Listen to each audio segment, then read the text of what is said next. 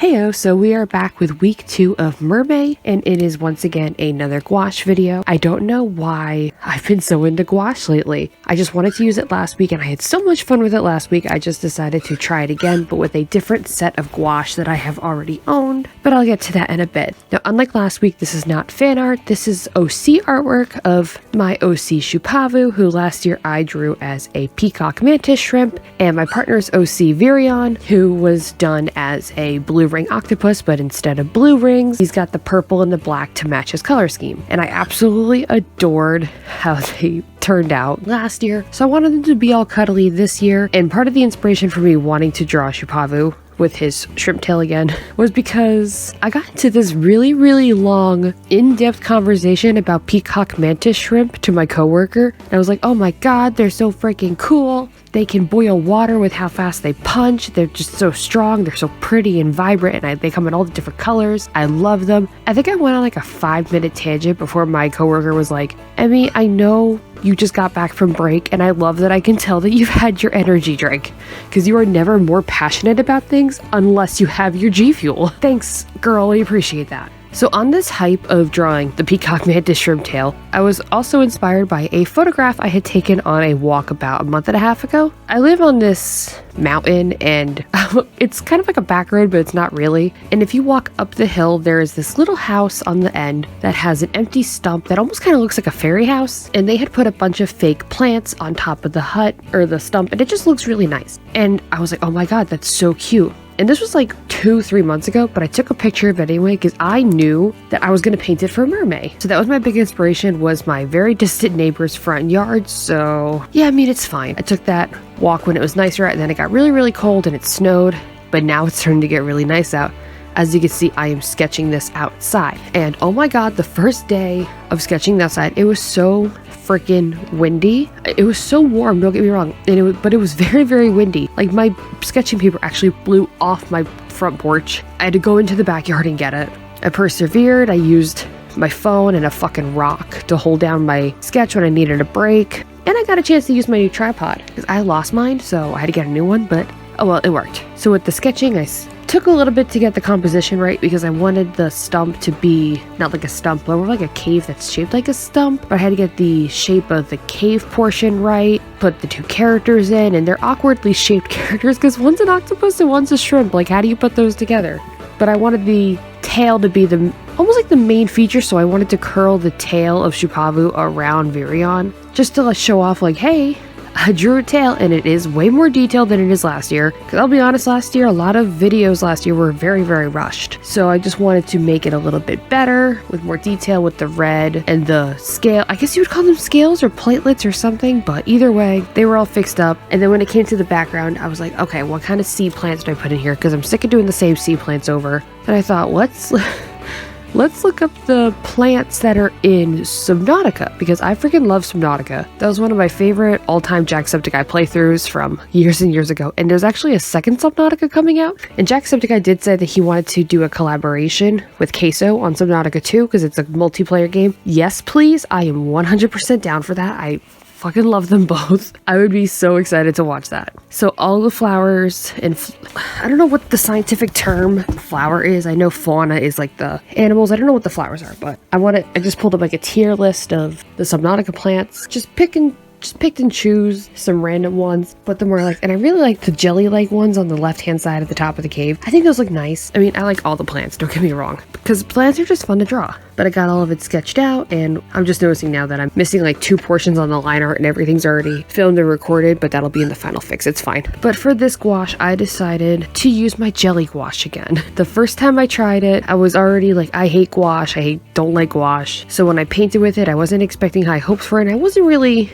too sure on how to do it, but after the pink diamond piece, I kind of got a vibe, so I went in with the jelly gouache thinking, how hard could it be? So I start by trying to put down some white, and I'm like, oh, this is really thick. This is like a lot thicker than I remember. And as I'm putting it down, I'm like, this is not right. And I look at all my cups, and I'm like, these are really empty, but they're still wet. Like, what is going on? turns out they kind of dry out if you don't use them for a year, because I haven't used these since last May. So, I mean, no, that's fine. I just had to take an hour out of my day. This is day 2, by the way. Rehydrate all of my jelly gouaches. Just poured them in with some water, and I mixed them all with a brush. And my mom has like a milk frother that I was this close to stealing to, you know, do what I gotta do. But hey, it's whatever. I got them eventually all fixed up. Some of them came out lumpy, like the pink and the purple came out lumpy, while like the yellow, orange, and the brown came out smooth. And even still, I know they're called jelly gouaches for a reason, but these were thick, like way too thick, you know? But also, as I was mixing these, the wind had blown my painting, because I had did the outline and then that blue undertone, because I've been digging the undertone thing, okay? But it had blown it onto the open tub of jelly gouaches, and it may or may not have gotten on my painting, and I may or may not have been pissed off. I mean, it's fine, I fixed it. But once all the paint was fixed, I was finally able to start actually painting, and I kind of had to get used to the gouache again, because I had to get used to, like I said, the jelly gouache, and I'm still technically learning how to properly use it.